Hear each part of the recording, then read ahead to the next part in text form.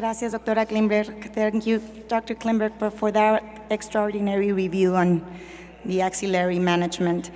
Ahora vamos a continuar con la siguiente plática, que también es de mucho interés para el tratamiento sistémico en adyuvancia, y el título es: el tratamiento adyuvante con agentes de remodelación ósea es ya un estándar de tratamiento para pacientes posmenopáusicas, y para ello la doctora Ruth O'Regan nos dará esta charla. Gracias. This audience now with this topic. Muchas gracias una vez más. Este es un tema realmente polémico. El tratamiento adyuvante para los agentes de remodelación ósea deben ser el estándar para las pacientes posmenopáusicas con cáncer de mama. Bueno, vamos a hablar de dos temas básicamente que se entremezclan. El primero es el impacto de los agentes de salud ósea, qué es lo que hacemos con nuestras pacientes, con las terapias que les damos. Esto puede facilitarnos o no las cosas. Y en segundo lugar, el potencial de estos agentes de salud ósea para tener un impacto positivo en los desenlaces clínicos de cáncer de mama. En términos generales, la osteoporosis da como resultado un gran número de fracturas al año, 1.5 millones en los Estados Unidos, y la morbilidad y la mortalidad es bastante significativa para las mujeres de edad avanzada.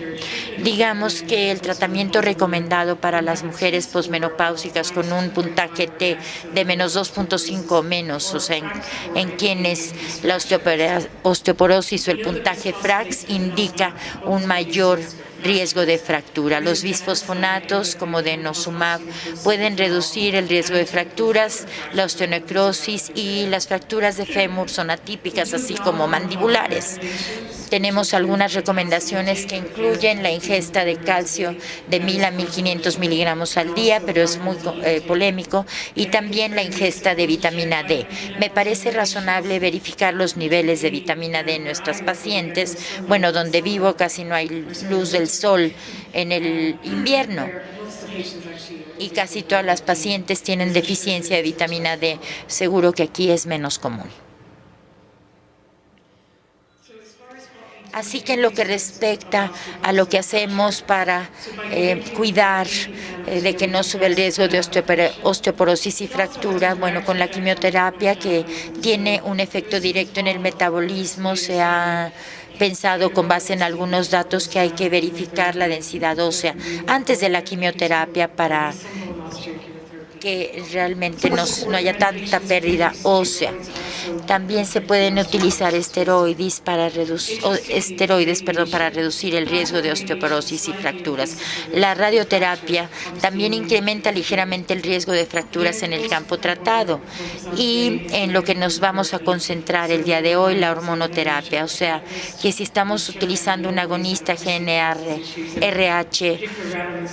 o hacemos oforectomía con base en varios textos, vamos a ver que pacientes a mayor riesgo de desarrollar cáncer deben pasar por una terapia de supresión ovárica, y cuando instituimos los medicamentos, pues podemos realmente mejorar. También los inhibidores de la aromatasa pueden ser útiles. Este es un panorama general de lo que hacemos con nuestro tratamiento de pacientes premenopáusicas en cuanto a densidad ósea en la columna lumbar, y cuando hay terapia para cáncer de mama. Si hay una disfunción ovárica, podemos reducir la densidad ósea en 6%.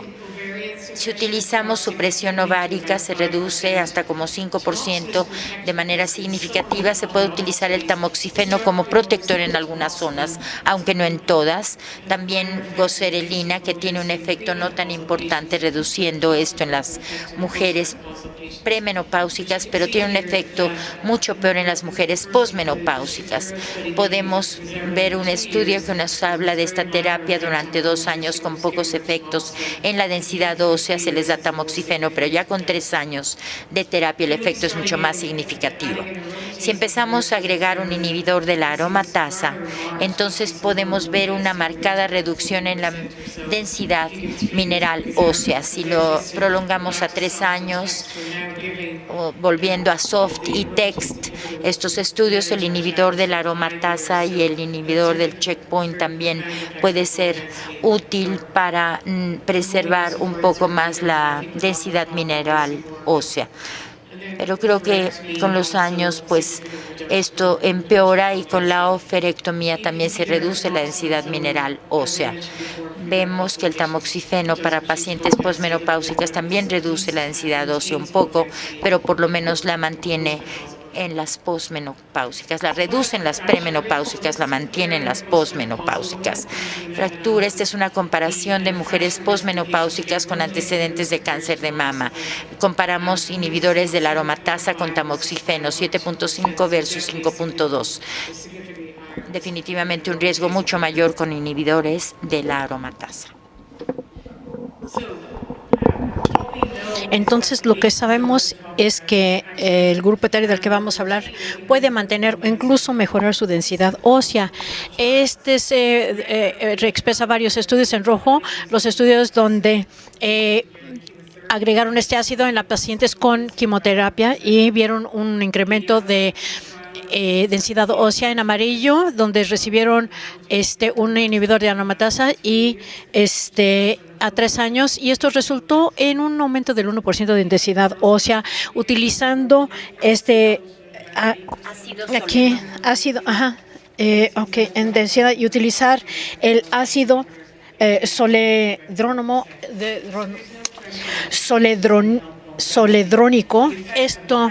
El efecto sobre las fracturas es menos claro, pero sí mejora la densidad ósea. Y una razón es porque en Estados Unidos cuando menos monitoreamos la densidad ósea, y entonces cuando vemos que las pacientes están desarrollando osteopenia, entonces tratamos de darles algunos de estos agentes óseos, y esto no nos permite demostrar que la mejora en la densidad va a mejorar el riesgo de fracturas. Entonces, ¿qué pasa con denosumab? Entonces, ABCSG18, este fue un estudio prospectivo aleatorizado doble ciego controlado con placebo en mujeres posmenopáusicas que estaban recibiendo inhibidores de aromatasa. Se les administró denosumab 60 miligramos versus el placebo por la vía subcutánea y suplementos de calcio y vitamina D, y el criterio de valoración fue la primera fractura clínica. Y como pueden observar aquí, en azul estamos las pacientes que recibieron placebo y en rojo las pacientes que recibieron denosumab. Hay una gran disminución en la tasa de fracturas en pacientes con denosumab. Entonces, en general, 3,400 pacientes, entonces una reducción del 50% en fracturas.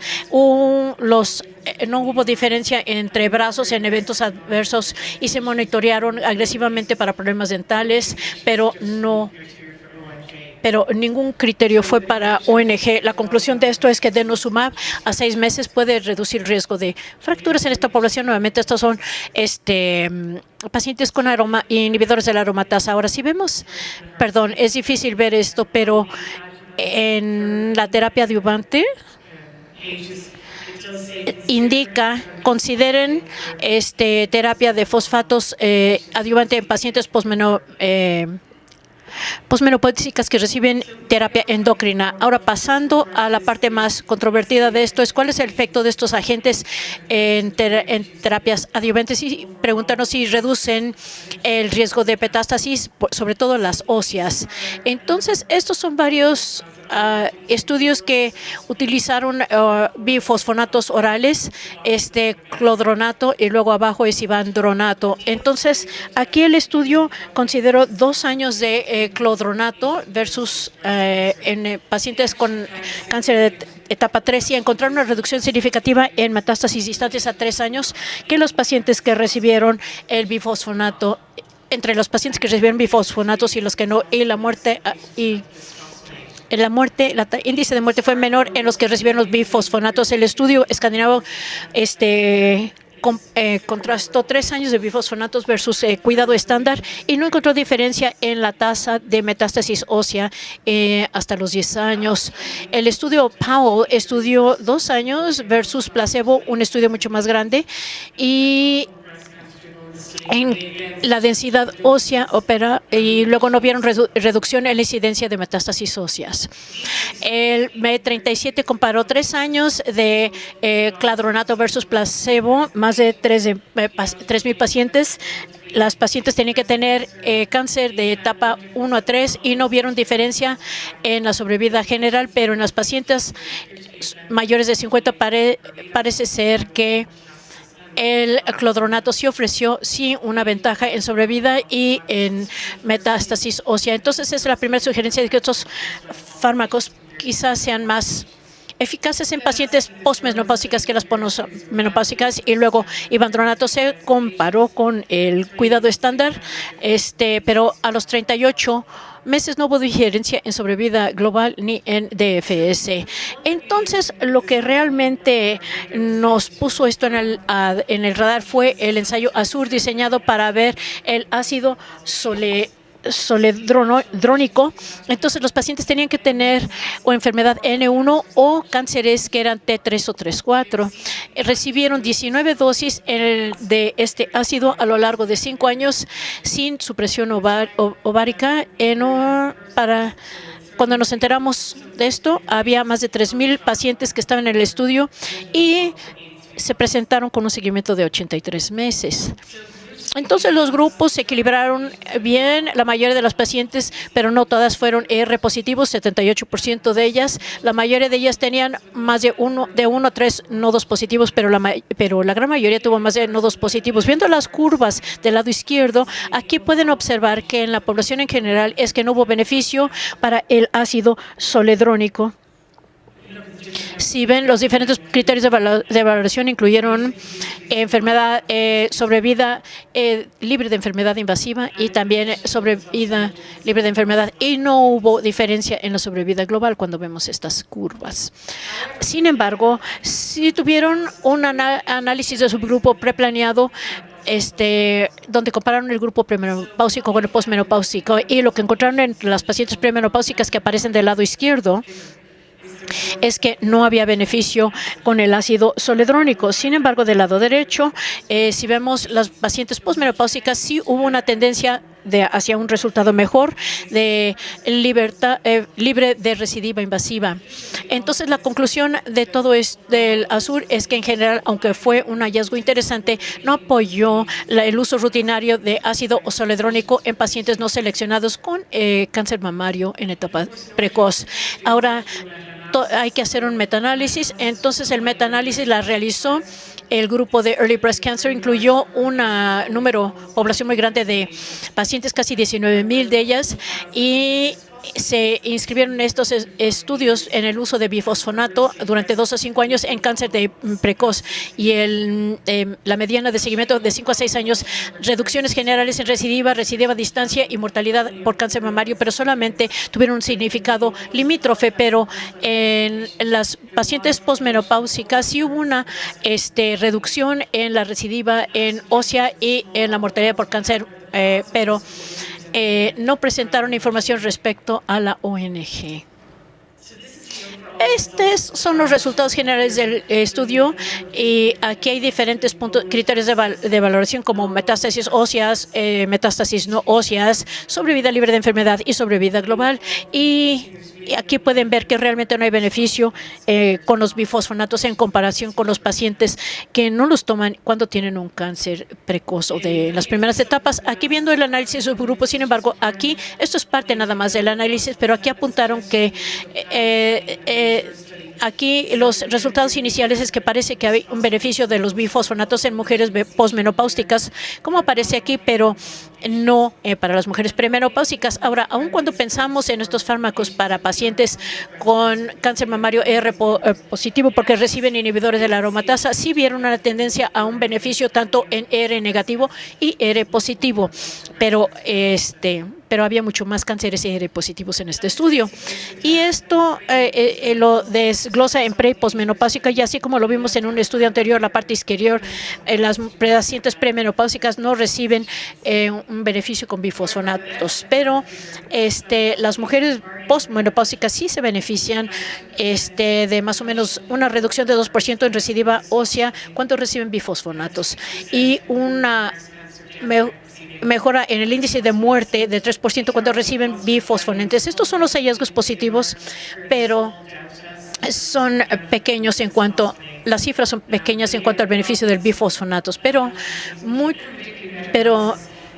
los metaanálisis han mostrado beneficios similares de otras intervenciones terapéuticas que hemos realizado. Entonces, ¿qué pasa con este? Como ya les dije, este fármaco es muy eficaz en tratar osteoporosis, y es más efectivo que el ácido zoledrónico, en pacientes con metástasis óseas a consecuencia de cáncer mamario. Entonces, el estudio ABC-SG reclutó 3.500 pacientes. Ya les mostré el tiempo hasta primera fractura, que fue significativamente tuvieron criterios de valoración secundarios, que era sobrevida libre de enfermedad y también sobrevida global. Quiero recordarles que estos son pacientes posmenopáusicas con cáncer precoz ER positivo que están recibiendo inhibidores de la aromatasa. Se autorizaron 1 a 1 y recibieron denosumab y subcutánea cada 6 meses versus placebo, y pueden ver que no hay el tiempo mediano que recibieron los pacientes denosumab y el placebo fue de más o menos 30 meses más o menos. Entonces, esto se presentó en ASCO hace unos meses y esto es lo que se demostró para sobrevida libre de enfermedad. Pueden ver que la curva da 5 años en favor de denosumab y a los meses estamos viendo una diferencia de 3% a favor de denosumab versus el grupo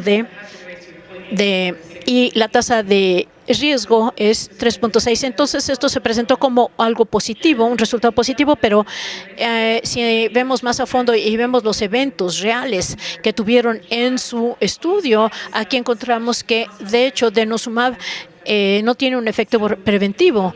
Y si vemos aquí la parte inferior de la tabla, lo que está resaltado es que cáncer no mamario invasivo, pueden ver que el placebo era 5.8% versus 4.6% en el brazo de denosumab. Y igual cuando vemos cáncer contralateral de mama, hubo menos cáncer contralateral en el brazo de denosumab versus el brazo de placebo. Y ahorita viendo cuál fue la mediana para de metástasis a distancia, podemos ver que la tasa es muy baja y solamente son 18, 19, pero no hay diferencia significativa en metástasis distante. Creo que nadie predijo que tendría un efecto predictivo. Nadie pensó que tendría un valor predictivo, pero esto ya quedó demostrado con el estudio en ASCO. También escuchamos el estudio Decker que veía denosumab en cáncer mamario en sus primeras etapas. Es un poquito diferente al estudio anterior porque tenemos a pacientes de menor riesgo, incluyó a pacientes de mayor riesgo y podían tener R positivo o R negativo, incluso HER2 positivo. Entonces, un grupo de pacientes de mayor riesgo aleatorizados a denosumab y placebo. Este es un régimen increíblemente intenso de denosumab. Reciben 120 miligramos, el doble de dosis que utilizamos típicamente, y cada 3 a 4 semanas durante 6 dosis y luego cada 3 meses para un total de 54 meses. En comparación con el placebo que se administró de la misma manera. Este estudio fue para ver sobrevida libre de metástasis a hueso. Y aquí es esencialmente el criterio de valoración primario, y pese a este régimen tan agresivo, hay casi ningún beneficio en sobrevida libre de metástasis a hueso utilizando este inhibidor.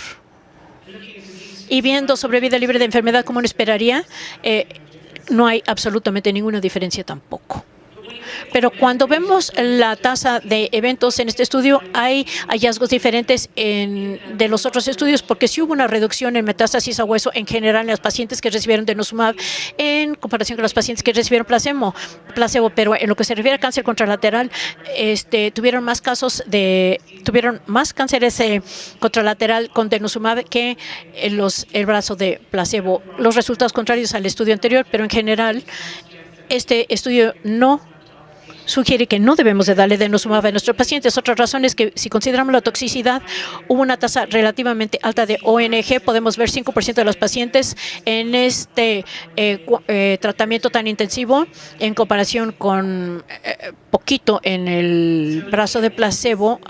vemos una diferencia. Entonces, cáncer denosumab para cáncer en las primeras etapas es más eficaz que los biofosfonatos al reducir el riesgo de fracturas. Sin embargo, el impacto en la tasa de recidiva no es clara, porque si bien el estudio anterior, aquí estamos viendo una reducción en el cáncer mamario. Ese tratamiento más intensivo podría incrementar la metástasis a hueso, pero no tiene un impacto en la sobrevida libre de enfermedad. Y esto se asoció a una tasa alta de ONG y sería muy costoso en vista de lo agresivo del tratamiento. En este momento es como estamos con denosumab en lo que se refiere a utilizarlo como terapia adyuvante para cáncer mamario. Obviamente, sí está indicado para salud ósea, aunque podría uno justificar que los datos son más sólidos para los biofosfonatos para reducir la recidiva. Ahora, viendo la NCCD es conservadora acerca de que los bifosfonatos deben de utilizarse por sus efectos anticancerígenos. Perdón que la letra está tan pequeña. Ellos recomiendan utilizarlos en pacientes que tienen riesgo de osteoporosis y osteopenia, y también la duración del efecto no es muy claro todavía en este momento. Y estos son las guías de 2018. En contraste, a principios de este año,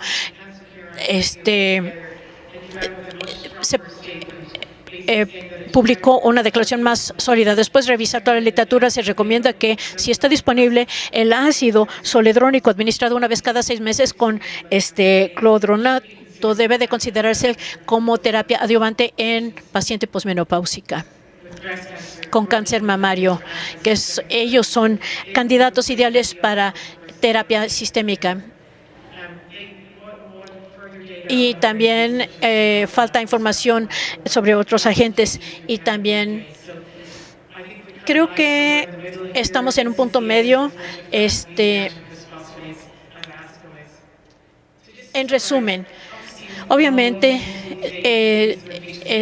en pacientes con una enfermedad metastática queremos utilizar estos agentes. Son muy eficaces en pacientes que tienen osteoporosis y osteopenia para aumentar su densidad ósea, aunque tengo que decirles su efecto sobre las fracturas todavía no es claro, porque no sabemos cuándo iniciar los agentes.